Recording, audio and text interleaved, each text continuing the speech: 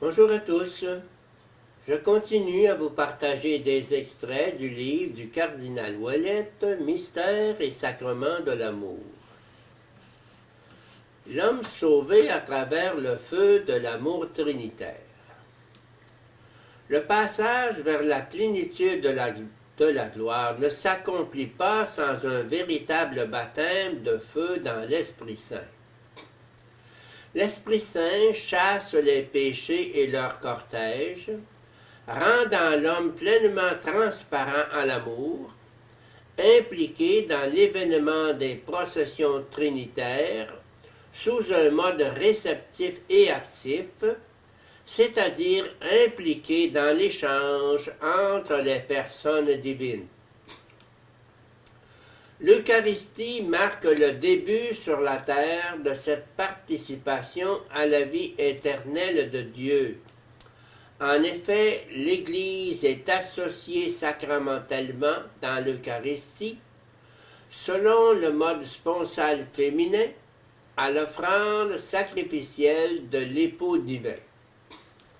C'est pourquoi l'Église, unie au Christ comme son chef et son époux, est promue à la dignité de sujet sacramentel de la vie trinitaire.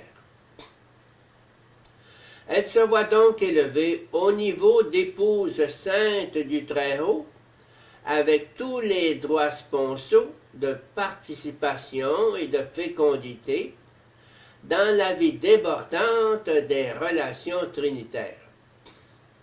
Appelé à glorifier Dieu dans son corps, l'homme entrevoit ainsi le sens ultime de son existence dans le dévoilement de l'horizon intratrinitaire.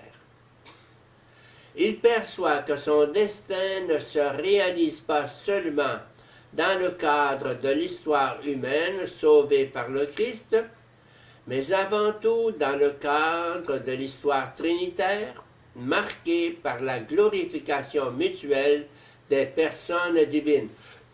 Pardon. L'homme découvre donc sa fin ultime dans l'être donné par le Père au Fils comme une épouse. Il comprend en outre qu'il est accueilli par le Fils avec une gratitude infinie, qu'il est sauvé et redonné au Père comme une épouse sainte.